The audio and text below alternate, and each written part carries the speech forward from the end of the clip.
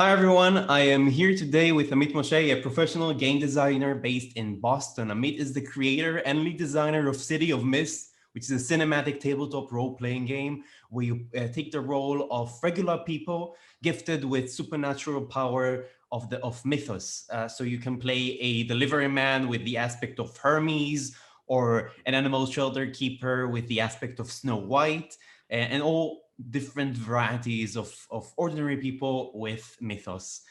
So this duality kind of complicates their lives as they explore the mysteries of the city. Amit, I've also heard you have a new project coming up Yes, called Queers. We will touch sure. on that later on. Yeah. But before we start, I want to talk to you. I want to kind of introduce City of Mist to our audience in case they haven't heard of it already. So can you tell us about a bit about City of Mist comparing to, say, D&D?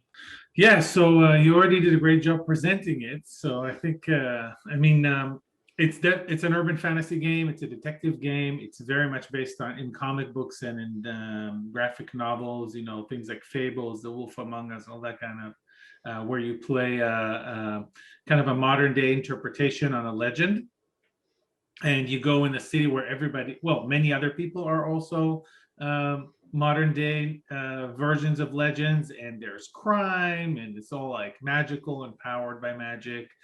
And there is this veneer, or this cover, the mist on the city, which makes it most people kind of like not be aware of what's happening in the city. And you are like this detective. Whether or not you're an actual detective, you can be a crook that needs to find out something, or you could be just a normal, person that gets caught in a conspiracy. But you kind of, it's all about mysteries and finding out, and of course superpowered fights and stuff like that. So Yeah. it's a lot of fun. So the myths kind of hide the supernatural occurrences from the regular people. Exactly. How would that look like? Like a fight that happens in the street, how would the mist kind of hide it from a regular person? Yeah, so let's say you have someone, for example, we have Salamander, who has kind of like fiery powers, and if he uses that, then someone says, "Oh, there was a gas leak explosion. There was this, if someone with a flamethrower was running around the streets, a criminal." So they always have find they either don't look like sorry, they either like get distracted in the right moment, so they kind of look away when things happen, or they kind of excuse it, or they literally black out and forget it. Depends on Oh. how aggressive the mist needs to be to cover up. And that's a whole kind of aspect of the setting as well, because maybe there's a kind of a secret organization behind it, and it's Mm. cool. That's kind of like the biggest mystery. Yeah, so it's very cinematic, it's very comic booky, and the system also is very different to Dungeons and Dragons. It's very story, kind of like the engine itself is very story centric. It's statless. There are no stats, there are no attributes, there are no classes. It's all about your character is made out of tags, um, and these tags kind of come into play and give you bonuses. So it has its crunch, but it's more about how can you be super super flexible. In the design, we're kind of thinking, okay, we can't. D&D is very structured. It's really good. It's very great for tactical combat. We do have tactical combat, but it's more about how can we have so many power sets that can come into play. Like what's the power set of Little Red Riding Hood, and then the Monkey King, and then like a million other characters. Yeah. So we need something that's more words over numbers. So even the damage, um all the statuses that we use are tag based, and you do have like ranks and everything, but it's a little less numbery. I see. Yeah, So it's so more about finding a creative way to use your tags to gain benefits. exactly, you get modifiers based on using your tags creatively and getting them into play, and stuff like that. And another thing that can happen that's very comic booky is that your character is made out of four themes or aspects, and you can loot, and they're divided between like the legendary and the ordinary. And during the game, you can lose power sets and gain new power sets, and you can Oh. make based on decisions that you make. So Yeah, Nice. I like like if that. you decide to go back to run back to your job at the bar and just be cool with your boss, but you're dropping a lead, then you're kind of giving up a little bit from the legendary, so you kind of start leaning over there and vice versa. So yeah, there's a lot of cool mechanics, a lot of things that are inspired by graphic novels and things like that, and like Spider-Man losing his powers for a while or abandoning Mm. his duties for a while to focus on their personal lives, or vice, if something happens, Mary Jean dies and suddenly they go on a rampage and their powers are like, Extreme, they discover a overwhelming. new. Yeah, exactly. I So love that. I but love the yeah. consequences of the story on the game mechanics. It's something that we don't see a lot in Dungeons and Dragons. Yeah, I mean, and people make that in Dungeons and Dragons. They add that layer for themselves in home by homebrewing. But yeah, it's so it's cool. Yeah, we see a lot of people who play Dungeons and Dragons. Surprisingly, are really into this game. But of course, I mean, you can always play another game. It's not like Yeah, there's always something new to play. And it may take some time for people who are new, who just started with Dungeons and Dragons, to realize that it's not Dungeons and Dragons that they are in love with. It's actually tabletop role-playing games. yeah, But it's a broad. once you bring that barrier, the world's your oyster. Totally, yeah, I agree. So, speaking of we have characters and we have their personal life. So I'm kind of curious about yours. Would you mind sharing how did you get into the hobby? What were your first steps into it?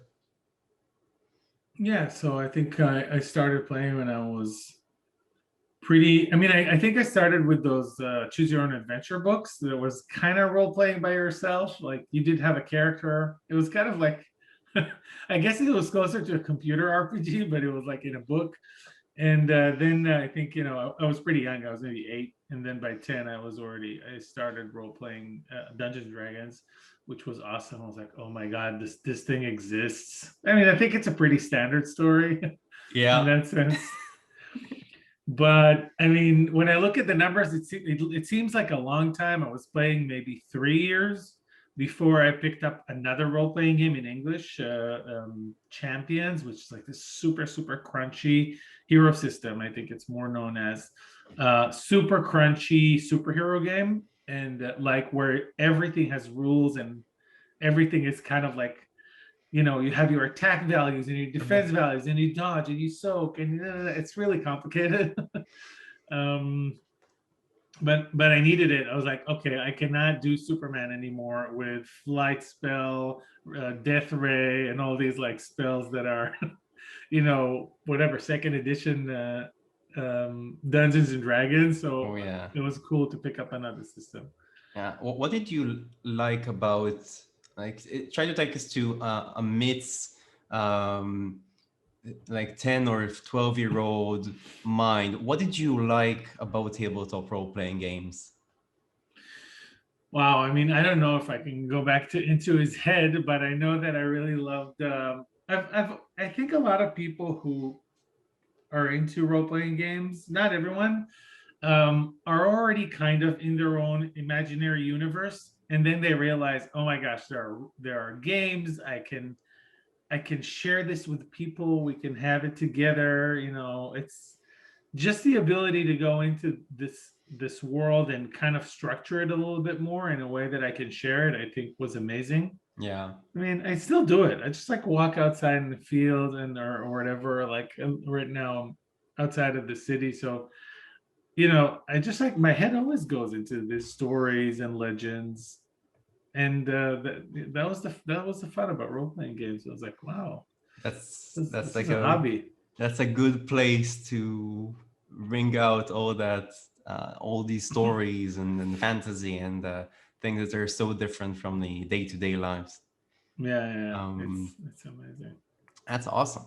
So nowadays you are a full-time game designer, but it Yes. wasn't always like that. So what did you do No. before then?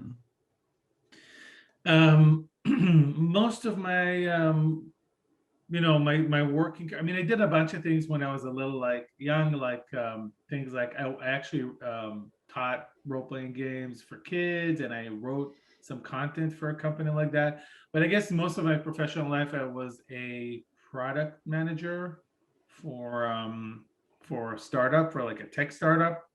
And I learned a lot. It was tough. It wasn't like a great place for fantasizing and dreaming, but it was not in the ways that I wanted anyway. Tech startups have their own fantasizing and dreaming. Yeah, they have their own vision, quite Exactly. different, but So yeah, it wasn't it wasn't the place for that, but it was a great place to kind of like get grounded a little bit and mm, start learning about how business works, how the world works, in that sense. And I think I got a lot of skills there that proved very, very valuable for City of Mist, for the enterprise later. like leading Um, projects and number uh, crunching. What does the I know a lot of product managers, but I don't know necessarily what product managers do. so it's actually a pretty wide job description. There are product managers who are very technical, and others that are very like closer to marketing. So it's a very broad thing. But Mm, basically, you're like in a very you know simple description is you're responsible for the product. So you kind of keep that high level vision of the product, and you help anyone who's kind of building the product by letting them know what it needs to be, where it's going, mm. how it needs to. So there's a lot of like user thinking of the product from the perspective of the user. And there's a little bit of marketing, and also in startups there's like a few people doing everything, so I Yeah. got to do a bunch of things, like content development I did for a few years, and then I did marketing, and then I did, so it was cool. It was like crash course in how to run a business. You kind of So touch on all the spots, like you have yeah, something of everything. That's yeah, awesome. so that's super useful later. Yeah, So that was it. when you decide to take tabletop role-playing games professionally? So I always wanted to do it, but before Kickstarter, it was really not a thing you could do. Certainly not for, a developer from Israel who is like, who knows me? I'm never going to get into a company in the United States. The internet totally was, a thing, but working remotely wasn't super much a thing, especially not when I was like younger. So it wasn't realistic to get published in that way. And I also had like my ideas of what I wanted to do. Wasn't sure I wanted to go to another company. So but with Kickstarter, you're kind of like, oh, I can do that's a thing now. I can raise Yeah. money. I can like um, go to print. I can do all these things. I can get published. I can publish with myself. And then I started kind of like brewing on it and thinking about it. And I noticed people are getting more and more and more money on Kickstarter. And I was like, wow, this may be possible. It was still a fraction of what people do today on Kickstarter. Yeah. It's just crazy. But I was thinking, yeah, and then there was like a moment in time where it was a kind of a good time to sign off with this job that I've been doing for 7 years, and I was like, okay, I think I have enough in my bag of holding to head out on this pretty crazy adventure. Yeah. And Crazy and brave. yeah, there's definitely some dangers on the on the path. So I know a big part of our audience is also, creatives on that Yeah. or a similar career path. Can you share some of the thoughts or expectations or worries you had going into this? Yeah. So I think the biggest expectation that kind of shattered was I thought it would be a kind of a 100% mega success, like blow everything out of the water, or super failure. It's time, like get your next job. And it was just so neither of these things. It's just so I mean, we had a very successful first Kickstarter. We raised over $100,000 by any means for someone who's never been in the industry, no one's heard of. We had a very, very successful Kickstarter. But to get to that level, there were a lot of expenses. There were a lot of expenses to, to kind of complete everything we promised on the Kickstarter, which I was obviously calculating and building it, but I wasn't as good at it as I was. So really what happened in the first Kickstarter is that it was a huge success externally, but internally it was like, oh, I just like got involved in like this thing that's going to take me years. And I didn't even know that I was going to do it. Not all the way, I thought it would be like, wow, we'll make 300,000, we'll be covered, we'll have all of it, or not.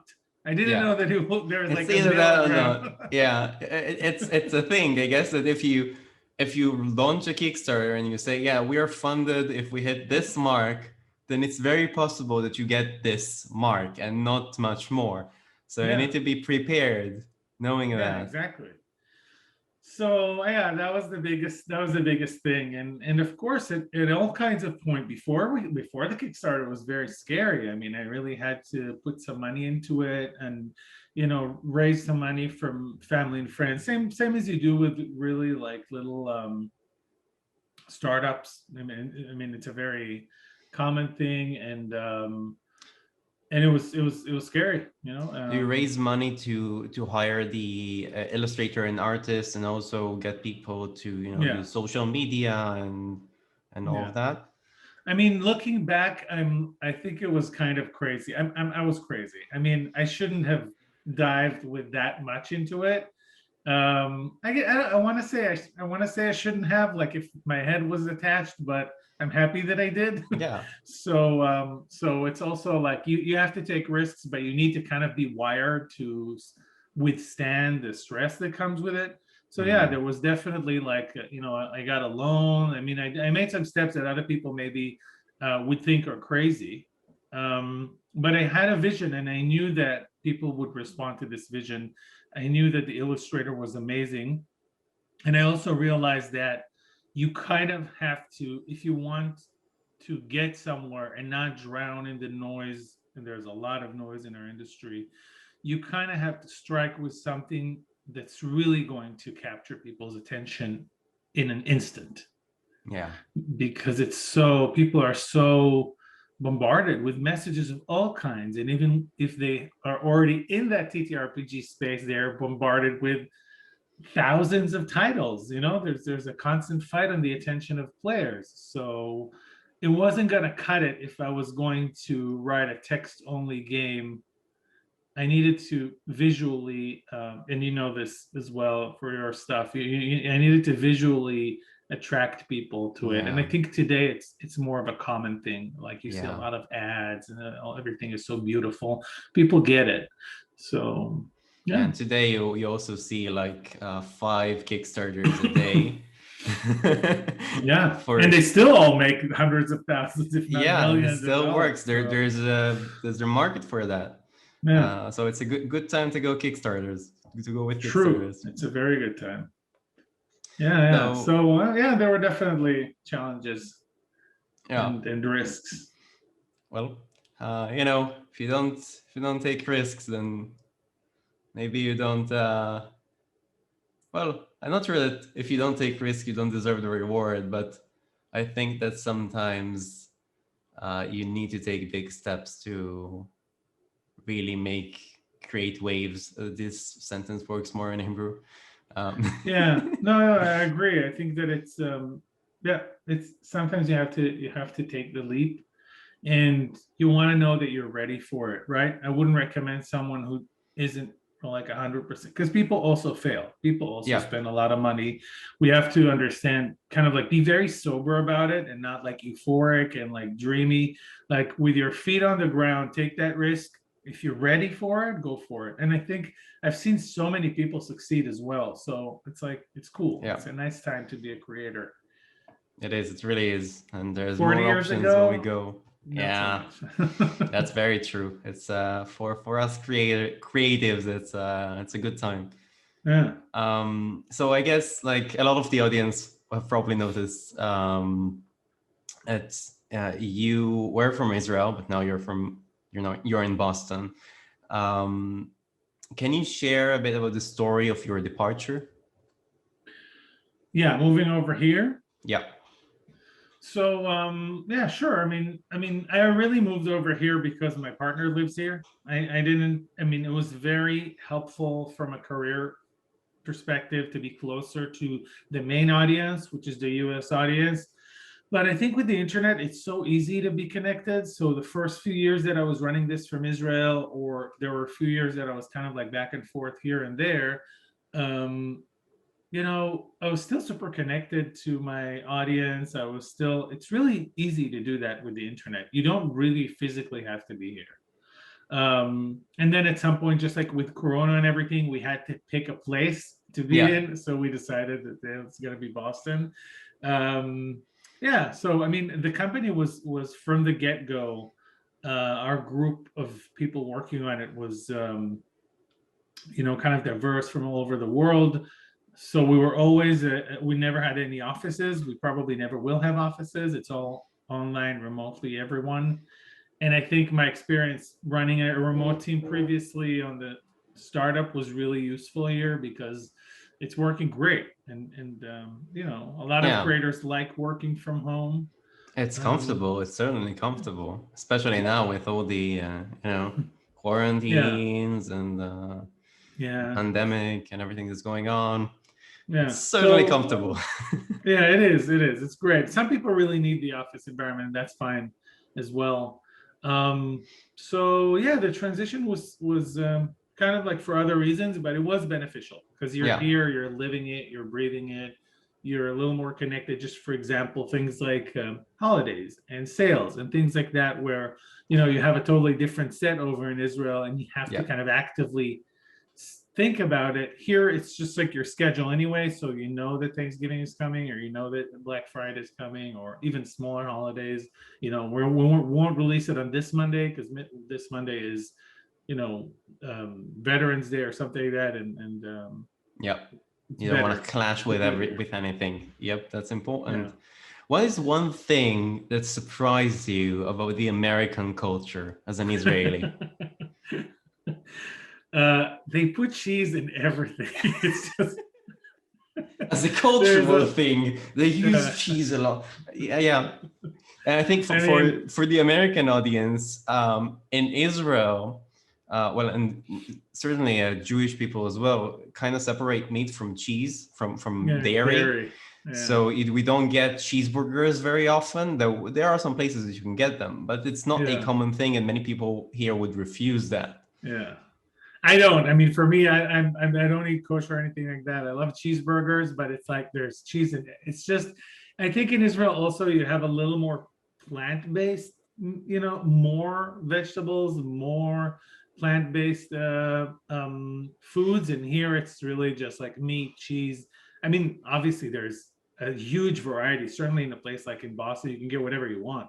There's Chinese food. There's many things and many options. I'm not complaining by any means, but that was the thing that surprised me. I was like, really? You're gonna have this with cheese? It's like you want some cheese with your broccoli, cheese? Or exactly. So, but that's just me and my experience coming over here. That's I great. have to say that we're pretty, especially if you work in our industry or in an entertainment industry, but even generally, I think American culture is pretty prevalent in Israel, and it wasn't a big shock. It wasn't like I knew that in America, for example, it's a little more formal, less casual. I mean, we go to weddings in jeans. It's not going to happen here. So things like that. But I already knew that, and the transition was quite smooth. I love living here. It's a lot of fun. I mean, there's just so much to see. It's also a big place. I've only seen the Northeast really. I want and Indianapolis for Gen Con, but I want to see so much more. And here's another thing, that you get to go to conventions with relative ease. If I want to go to Gen Con, it's a big project. Well, since I moved here, I haven't been to any conventions because it was the pandemic. Because of the pandemic, but that will come back. Yeah, Gen Con is fun. I'm looking forward. I don't know what it's going to look like this year. But next year, I hope it's gonna come back to its full force. Yeah, its former glory. So You said it earlier that the first Kickstarter went very well, but also had a lot of expenses. So I figure it wasn't really what would you consider a full-time income or something that you are you know can happily say that you're making a living out of tabletop RPGs. When was the moment that happened? Um, well, I mean, from a technical perspective, I had to pay myself some kind of living throughout the first year and after the Kickstarter and all of these things. So, and because I was like working, I don't know, like 10 hours a day, 7 days a week, I was kind of happy to also pay myself some kind of living. That's But fair. it's very little. It's very little. You don't really, you don't make a great living out of it, certainly not at the beginning. And but very fast, luckily, part of the reason that these Kickstarters took so long was that I was at the same time building a company and running a company. So I think that, very soon after the first Kickstarter, we started like a web store, started selling things. So that kind of generated another income. And, over the years, this year, obviously, I mean, we got some more exposure, so we're already kind of like doing very well. But we also crossed the $1 million kind of line with our revenue. So That's um, very, very that's impressive. amazing. That's That's amazing. incredible. Yeah. But funnily enough, Congratulations. thank you. I mean, it's not people think $1 million you get to keep any of it, but it's mostly just like over a few years paying salaries, paying for illustrators, printing things, shipping things. Yeah. So yeah, But there was still, so I guess this point has already happened a long time ago that I've been living from this full time. But it's also to do with your expectations, where you are in life. Like, I don't think I could maybe support a family on this salary. So yeah, yeah, there wasn't one point. It was more like a you gradual know, ascent. yeah, exactly. And it's awesome. It's getting better. Like, there's no complaints. It's really cool. That's awesome to hear. Yeah. So as you know very well, this path of going for, being a full-time creative, going for it, it's filled with doubts and uncertainty. Even after you make that decision to go for it, I certainly experience that from time to time. And I wonder if you can share with the audience one of your low points that you've Yeah. had to stride through.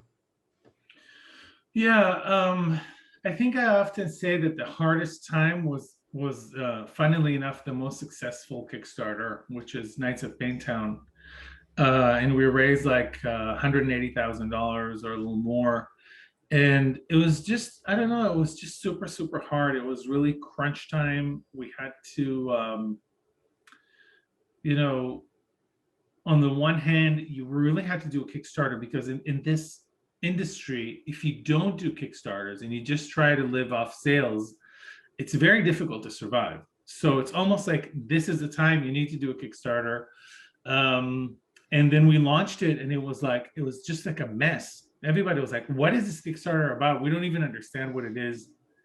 And it was, we canceled it. Actually, the first time I tried to launch this so-called successful Kickstarter, it failed. And then there was like a month and a half of trying to rebuild it and relaunch it. And this is like, I can't explain it to you, but this was really like, I can this was imagine. forging by fire and stress. It was like, I think I got a completely new nervous system I from that am. experience. I'm just trying to imagine that sensation of taking down the Kickstarter and then, trying to fight through all the probably all. If All I'm the trying to put fears. myself, all the voices in my head telling me, yeah, this is not going to work. This is a waste of time. I've wasted so much time. I'm trying to make this work and it won't work, and all that is inner Yeah. chats. Yeah, that's exactly what it is. That's a So, very so actually how accurate did you description. how did you get? Did you just go for it? Just how um, did you stride through it? I actually I've been meditating for many years before, and that's what took me through it. I mean, it's not, yeah. I mean, it's just, it builds a certain kind of resource that you can come back to, like this inner force. And it doesn't like, it's not like I was like, this throughout the thing. I Zen. wasn't I was not Zen at all. But in the hardest point, there is like a place where you can go. It's not even like a place that you can escape to. It's like there's a force that shows up. That's the only way I can describe it. Like, really, when you're already at the end, wit's end, then there is like something that says, okay, so what do we have here? What's the reality? What am I going to do? Not what I think about it, not what I'm afraid. What am I actually going to do tomorrow morning? And step by step, you kind of come out of it. So Okay. that was super useful for me. Yeah, and I guess would be useful for some of our audience who is struggling with that. I've also been meditating I've started meditating 2 months ago, and I've been doing it almost every day now, and I can say that it helps. It really puts you in a better place of understanding your thought process, the way you think, the way you kind of. I think it kind of brought to the surface some of the thoughts that were hidden. Yeah, exactly. It's like, in the back of your mind. Yeah. Yeah. And it's not always a peaceful thing. People think that meditation is a peaceful thing, but actually you start hearing the huge noise that is running around in your head. Yeah. And but you also kind of start working through it. So you kind of come cleaner to things, and more like matter of factly. And all of those voices that you were talking about before, they either find their place, or you learn to recognize them as not necessarily the super most supportive thing that you need to listen to right now. Like, we are more than the sum of our thoughts. Yeah. In a way. Totally. That's super important, and that's why I like meditation so much. That's good to hear that you're also enjoying it, and it helped you so much. So I'll keep with it. I would recommend it. Yeah. I want to ask, who are the people? You mentioned that you said the we earlier.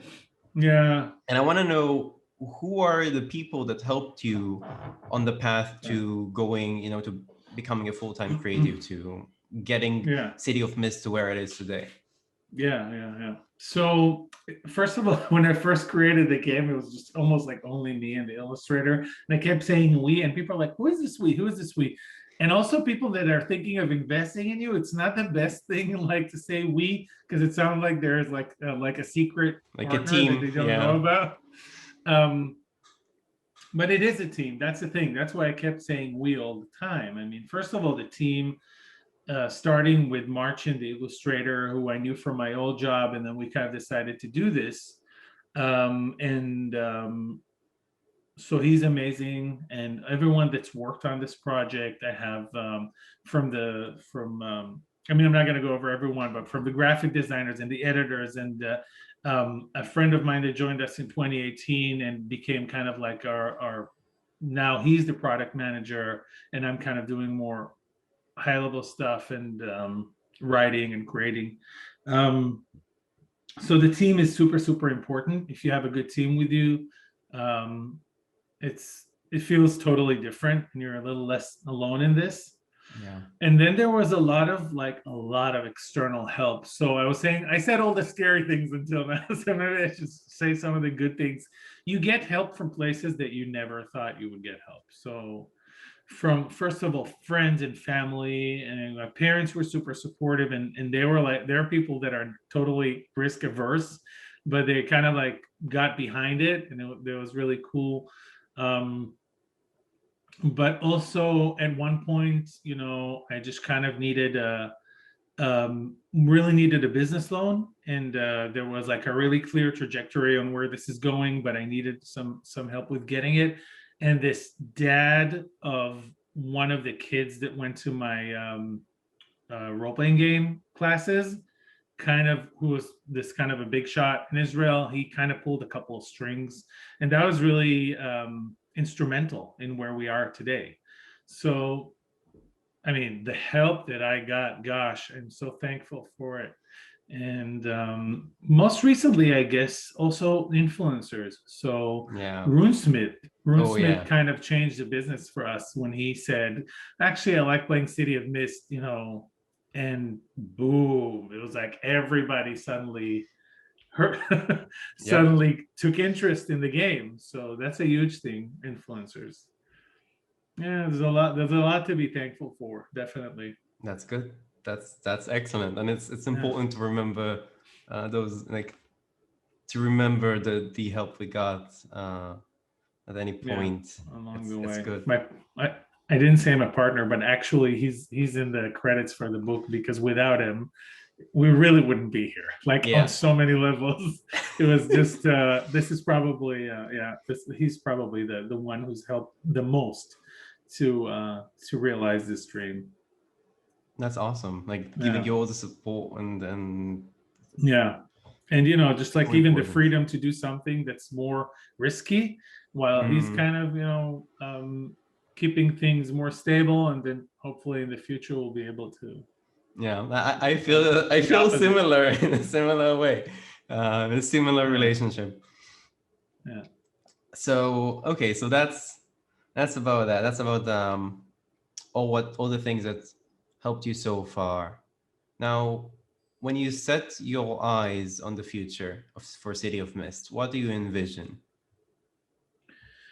Um, First of all, it's so beautiful to see City of Mist where it is now and how much it's grown, how many people are kind of flocking to it from other games, not necessarily abandoning anything, but just like also getting interested in City of Mist and also checking it out. And our Discord is very lively. There's a lot of discussion, so it's really nice to see where it is.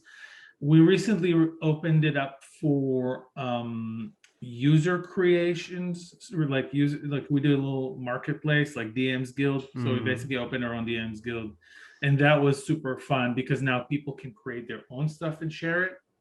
um that's we recent awesome. Yeah, I mean, this is a big thing because okay, I kind of got to a point where, like, great, I created a bunch of things, I created the core books, we're just now releasing in print the expansions and like a whole campaign, Knights of Banetown, that you can play through. So there's really a lot that we've created, and there's a starter box, and now we kind of want to see what the community is bringing, which is awesome. Of course, we have other things we're planning on releasing, and kind of more like a locations and book. I'm thinking of maybe doing like a monsters or like a villains book. So there's really a lot of options, for the future. Maybe at some point, maybe do a second edition because the Oh, game is 5 soon, so which is yeah, crazy when you think about it. 5 years. So yeah. Yeah. So we'll see. I mean, it's not in the cards right now for a second edition, but maybe further down the line we'll do something like that and clean up a little bit of the mechanics.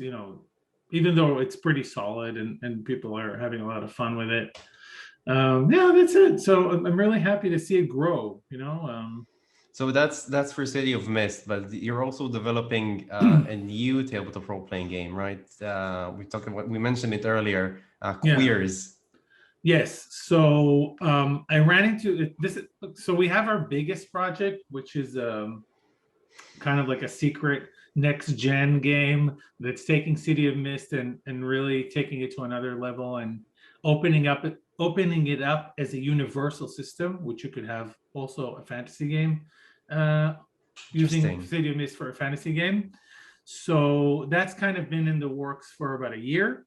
And now I in the last maybe 6 months, I ran into a really cool manga comic book that one of my Facebook friends has been creating. Is a Japanese artist called Isago Fukuda, and he's created this really cool Super Sentai LGBTQ comic book. Amazing, I love it. On the one hand, like on the surface level, it's all about like the Super Sentai poses, and there's like anything, like obviously all of the spectrum of all the LGBTQ representations, but it's not really about that. It's more about like learning to accept ourselves and learning to accept others. Like the villains are very rigid in their thinking. They don't want to accept any of it. And so I really, really love it. And of course, there's a lot of like colorful blasts and stuff. That's awesome. What's Yeah. the name of the comic? It's called Queers as well. So Oh, it's called Queers as well. Yeah. So it's totally, we just kind of licensed the IP from this guy, and we're friends. So it was really cool to do this. And we just said, okay, we're going to make a game based on that because it's so beautiful. That's awesome. Yeah. Oh, we'll so put a link in the description so everyone can see the manga and everything, and the Facebook and all of that. Yeah, but when can we expect Queers? Like, there's a Kickstarter coming out. Yeah, there's a Kickstarter. Yeah, there's a Kickstarter coming out on September 14th, but probably either at the end of this week or next week. Sometime next week, we will be releasing the demo game. So you'll already be able to play it with like a couple of pre-gens, very colorful, very beautiful, kind of like what we did with City of Mist. We're taking this comic book art and really going all the way with it. So yeah, I'm really excited about it, and we're obviously bringing a lot of LGBTQ creators, just on board to create, something based on their experiences, but at the same time, something like super fun and energetic and like. Yeah, I've already seen the cover. It's gonna appear on the screen. It's so beautifully illustrated and colorful and just wonderful. And also, because we are technically in the future right now, you may find in the description the demo. If it's open, it will be open to the public, right? So course, yes. Look in the description. There might be a demo in there. Cool. So thank you so much for joining me today, Amit. Before we part to our separate ways, are there any last words that you kind of want to share with aspiring professionals, creatives in our audience? Yeah, do it. Go for it, do it, find the right time, think about it, prepare, but do it. You only live once. And if you're really passionate about it, and this is the thing that you want to do and you love doing, then it's worth doing. This is the time to do it. You will be able to do it if you, put your heart into it, in your head and your back. and so it's, yeah, exactly. If you're willing to do it and you want to commit to it, go for it. It's a great ride. I wouldn't really, do anything else. It's really a great adventure. Beautiful. Thank you so much. And thank you. And thanks to our audience. Thank you for staying with us for this lovely interview. Until next time, remember that you are awesome. Keep being awesome. And I'll see you beyond the screen. Bye. Bye-bye.